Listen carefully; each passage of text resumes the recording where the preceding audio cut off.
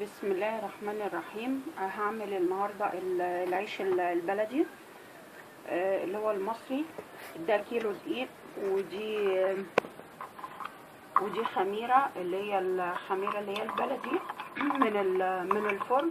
انا بجيب حوالي بجنيه، بقسمه على مرتين وبلفه وبحطه في الفريزر. لما بحتاجها بطلعها وبستعملها. دي كده دي نصها اهي.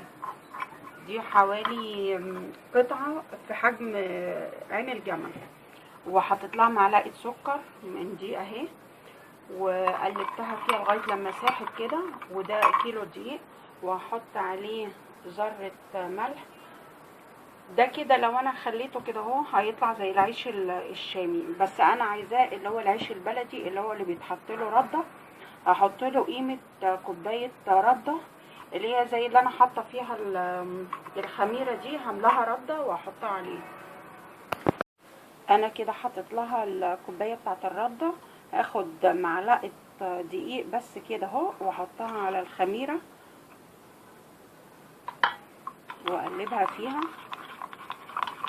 كده.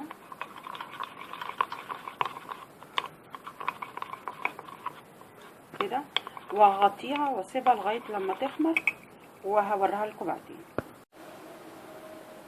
ادي كده انا حطيت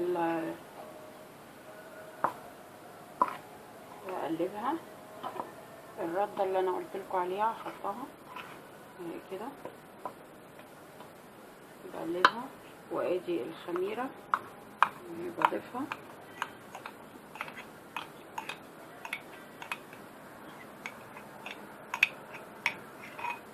كده.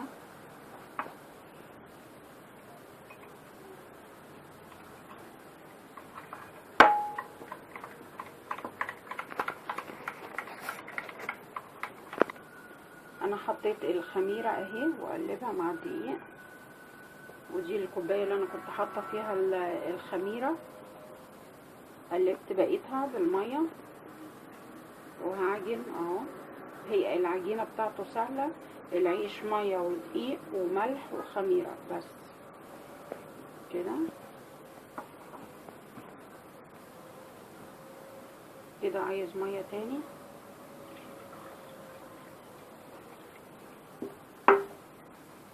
افضل احط ميه كده واشوف الدقيق هيحتاج ميه قد ايه، لان كل دقيق بيبقى ليه الاحتياج بتاعه من الميه كده.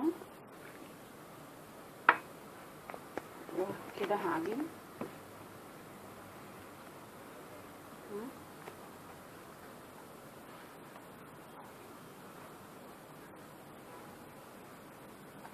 برضك عايز شويه ميه.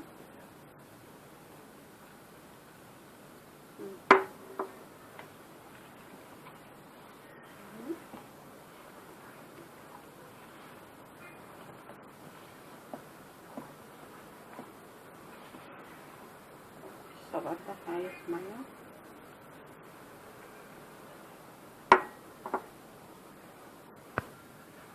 كده اهو انا بعجن فيها اهي.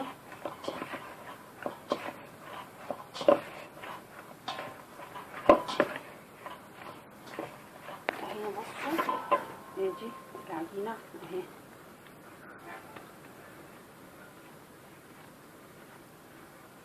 كده انا هسيبها في الطبق واغطيها لغايه لما تخمر واوريها لكم. كده ادي العجينه اهي اتخمرت اهي. هنزل التخمير ده كده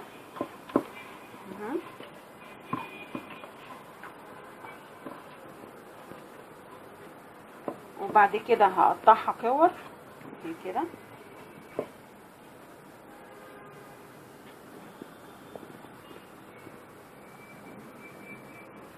كده هعمل الكوره على قد الرغيف اهي كده، وحطيتها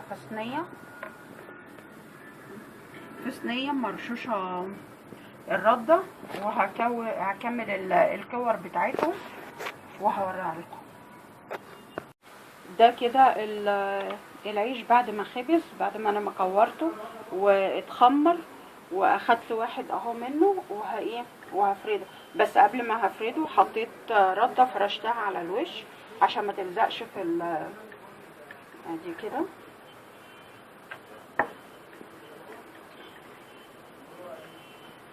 وافضل ادور فيه كده لغايه لما الرغيف الحجم اللي انا عايزاه.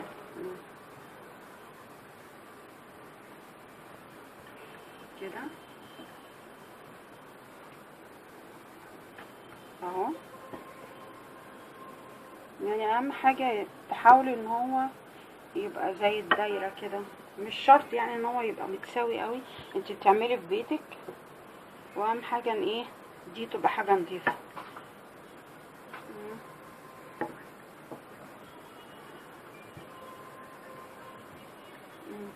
احطه على جنب كده. الرق ده يعني ده كده السمك بتاعه ده كده كويس. احطه على جنب هنا اهو كده، واكمل الباقي واوريه لكم. ده كده اللي انا حطيته في الفرن اهو. بصوا ابتدى يقب اهو. هدخله تاني في الفرن. حاسه ان انا قاعده بجيب. بصوا اهو ابتدى يتبصوا. بصوا بيقب ازاي اهو. عيش بلدي ده ولا مش عيش بلدي؟ على فكرة انا مش حاطة زيت في الطاسة اهو. بصوا اهو كده شكله يفرح يعني. ده لسه ما قبش، معرفش ليه ده ما قبش، ليه هيقب دلوقتي اهو. انا حطيت اهو في الفرن، هسويهم وهوريهم لكم لما تطلع من الفرن. كده حطيته اهو في الطاسة اهو. بس هشمعه وهشيله، هقلبه على الوش التاني. ده لسه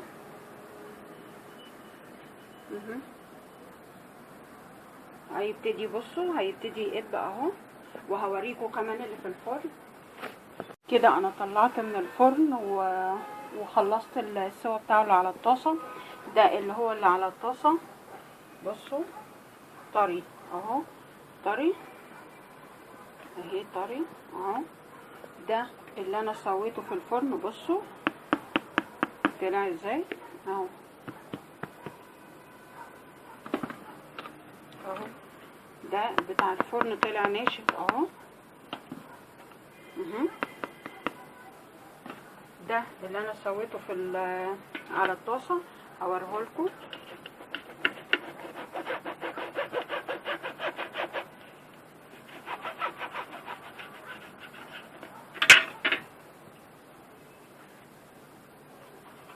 اهو. اهو يتفتح ويتعمل سندوتشات وهجربه قدامكم. ادي جبنه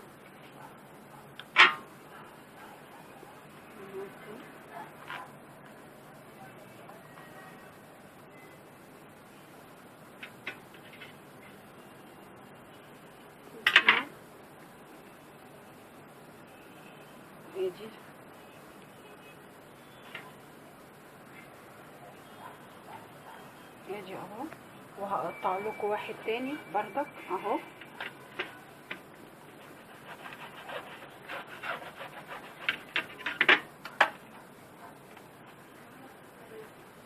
بصوا اهو. عيش بلدي اهو، عيش بلدي. بس واتمنى الفيديو ده يعجبكم، ويا ريت الاشتراك في قناتي، قناه بيت العيله. وعايزه لايك على العيش، ولو عجبكم يعني تعملوا لي لايك. شكرا.